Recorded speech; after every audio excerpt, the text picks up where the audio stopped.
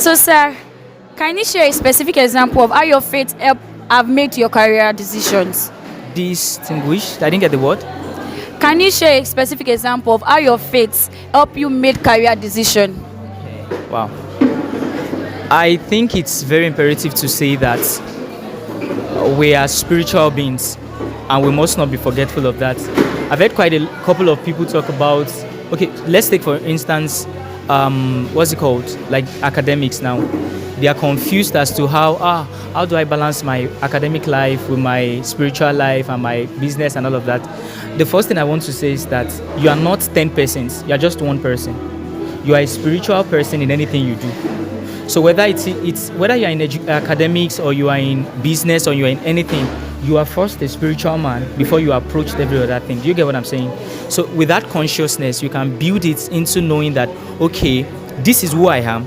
Then what kind of vocation or what kind of business or what kind of career fits me? Do you understand what I'm saying?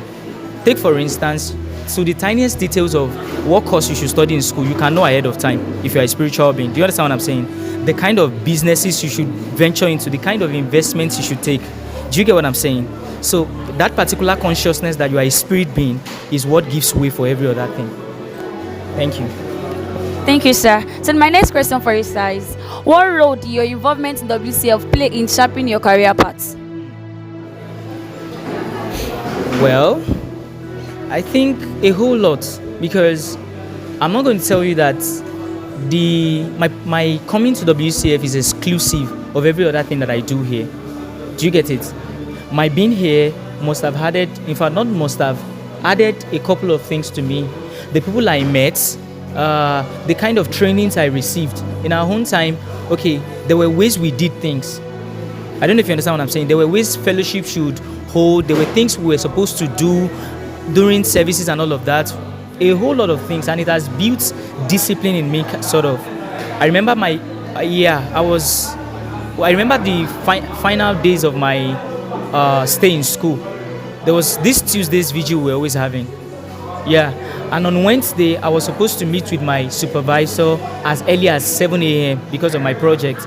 So, in a nutshell, I'll finish vigils here, sometimes say 4 o'clock, and I still have an appointment to catch up with at say 7 o'clock. You can imagine that level of discipline. Sometimes I just have to hang around. There was this brother that stays very close to us here. I'll just have a short nap with them in his place, and just afterwards I set an alarm. By 6 o'clock I'm already done trying to put one or two together, so I will be there as early as possible. So that has built discipline in me since that time. I can tell you that till date I don't have so long sleep like people would think, but all of those disciplines were sustained from here. Sir, okay, so my last question is, your advice to finalists transitioning from university to the labor market, what advice will you give, sir? Well, I think this is basically the question everybody asks, actually. Like people they are living into these mystical words, like what is the word have, and probably because of the way they painted the picture to the people, the word out there, there's no word out there. Let me be honest with you. One thing I'm only going to tell you before leaving is that know the Lord. That's my simple admonition to you. Know the Lord, because every other thing you are going to have to deal with is still in your relationship, is still based on your relationship with God. Do you get it? The kind of word you are going to experience is largely contingent on the God you find here. And while I said you should seek God or you should find God, is that you can know God corporately as a people. Like it can be easier to serve God because every one of us are coming together. Do you get it? But if you know God for yourself, one of the things it will do to you is to grant you strength for the days ahead. I know we must have read the scripture that says, they that do know their God shall be what? So it's a personal thing. It's not, we don't know God corporately.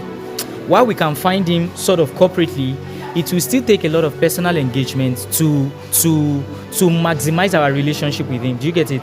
So I'm going to leave you with that word, that find God.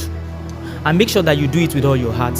Once that is in place, every other thing will fall in place. I can give you a guarantee. I'm not speaking from something I don't know. I'm speaking from what I do know. Because looking back in time, I think I was talking to one of the people we had served together. Like, maybe not necessarily here. Do you get it?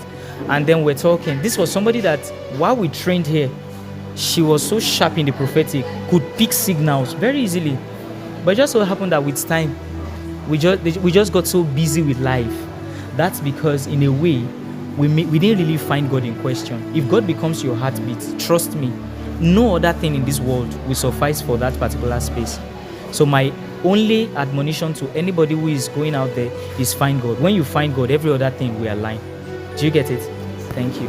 Thank you very much, sir. Can you introduce yourself, your name, your department while you were in school, and your current career? Okay, my name is Akisonya Ajisjo Deborah. I finished from microbiology FUNAAB. I'm a fashion designer. I guess that's all.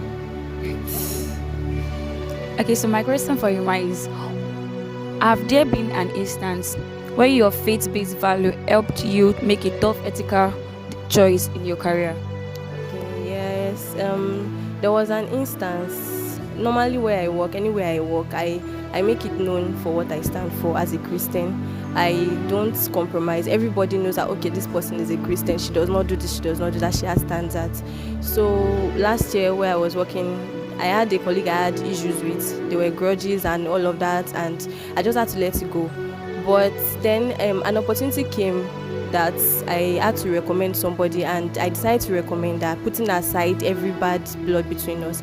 And I had to recommend her. Unfortunately, she was picked. So that's I had to put aside everything I felt and think about the fear of God that is in me. And so that was all. And that was even how our grudges finished. Thank you. So my next question for you, Ma, is how do you balance the demand of your career with your spiritual life and kingdom stewardship? Okay, currently it's not an option. There's no option of saying, oh, I should do this or I should do that. It's a must for me. It's a must because as a Christian you have to be involved in kingdom stewardship, and you also have to have your spiritual life. So spiritual life, fasting and prayer, it's a must. Everything is a must. Kingdom stewardship is a must for me. So it's not about picking one over the other. Everything is a must. I have to do it. So that's all. So my last question for you, Ma, is your advice to finalists that is transitioning from university to the labor market. What advice will you give them? What advice do you have for them, Ma? Okay, I think we've all heard of the 3 P's: pray, plan, and prepare. You have to pray, hear from God. You have to make sure you hear from God. Know what God has in stock for you. Know the future.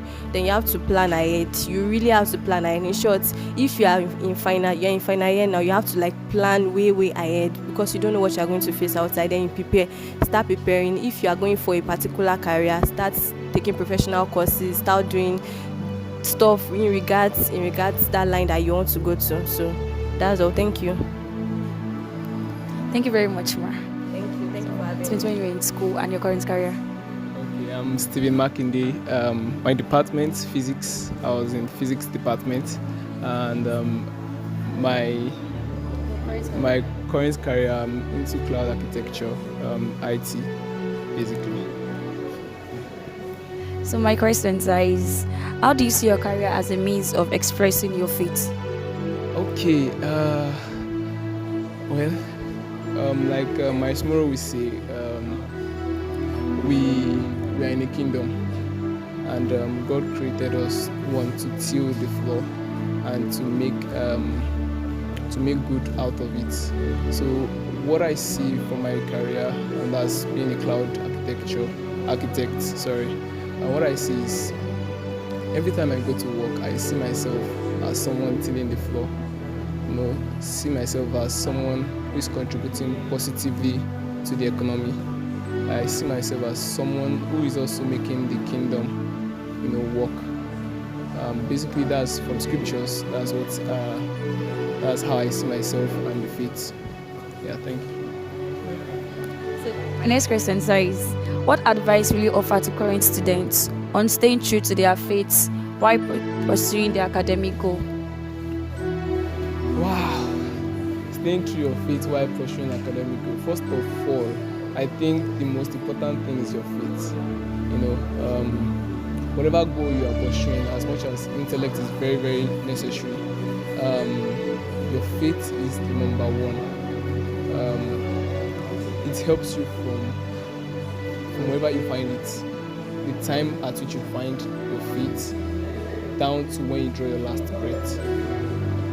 So it's something that will help you in every aspect. Now, when I was in school, I remember I had 2 carryovers.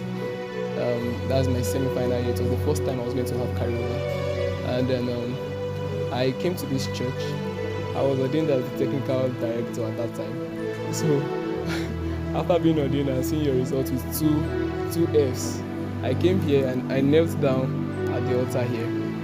And one prayer I prayed was that God should help me, and God gave me a series of things to do. That was when my faith came in academics. I had the goal of coming out with the second class upper. That was my goal. And having a 2 carryovers at the verge of graduating was like no way for me to get it.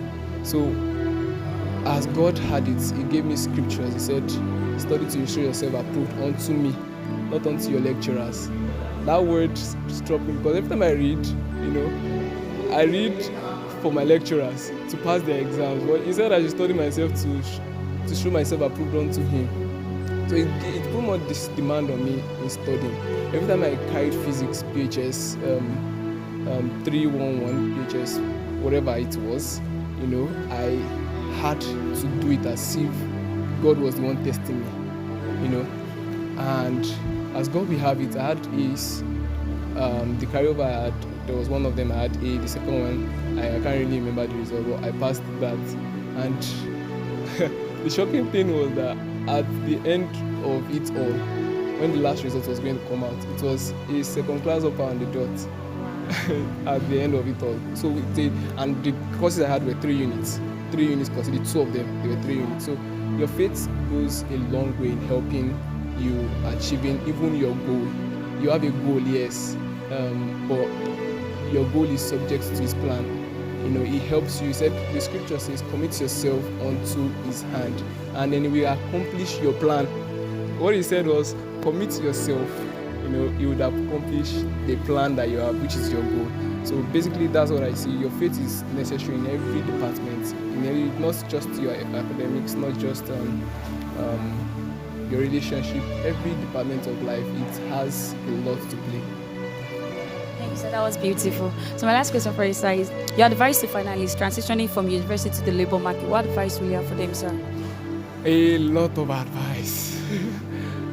For me, when I was transitioning, I was the vice president then. There was a lot of pressure on me. One, I was an example to every other person. So what happens to me really plays a lot in the minds of others. It was a lot for me. But I remember God gave me some instructions, and that's where your faith also comes in. You should always remember, whenever you're at the crossroad of your life, always remember that there is a God up there to help you. And I called on God, I prayed to Him. He gave me some instructions. The first instruction I will advise every finalist. School is different from real life experience. He told me that you are now a fresher in life. I can't forget that word he told me. He told me you're a fresher in life, and as for that, you have to behave like one. Who a fresher is? You start your school, you don't know where marble is. Exactly. You don't know where anywhere is. So you try to ask questions, you navigate your way around. You are a fresher in life. That's the first thing you should know as a finalist. And having known that, it will be very, very, very, very helpful for you to receive instructions. After school, one of the most difficult things for young ones to do is to accept instructions. It's very, very difficult after school to accept, because you've gotten the knowledge, you've gotten all you need. Some of the graduates came out with first class, some came out with second class. It's very, very difficult to get for you to get instructions, for you to take instructions. So God gave me that instruction, and I was happy. I accepted it. I behaved like a fresher. I was open to everything everybody has to say. I took courses. I stood down to understand what life really was, and it helped me. After some while, God gave me another instruction. The instruction was very funny.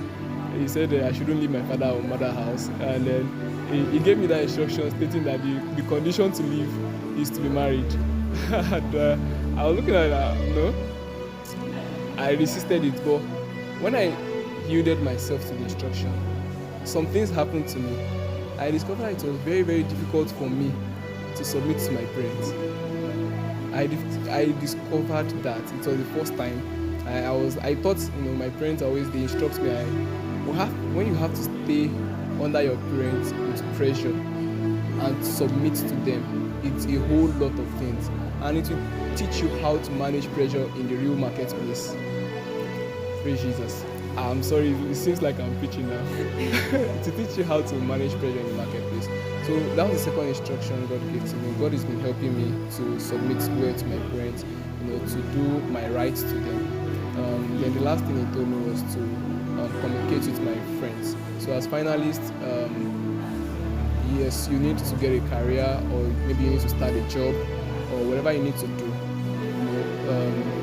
Your peers, don't forget the people you grew up with. They go a long way in helping you in the future, especially the people that you have been good to. God doesn't use strangers, not strangers, so to say. He doesn't use just anybody. He uses the people that know you and can trust you. He sends you to places where you've been to, when you are at the crossroads, or at the crossroads of your life. So for me, even getting my jobs, 2 jobs I got after school, they were true people that I knew from 1 WCF FUNAAB and 2 FUNAAB. So I would urge every finalist to interact more with their peers, to interact more with alumni also. They are the ones that understand things and can put you through. People that understand you and can take you through the roads. I think you should interact with them. Those are the 3 advice I have. Thank you. Thank you so much.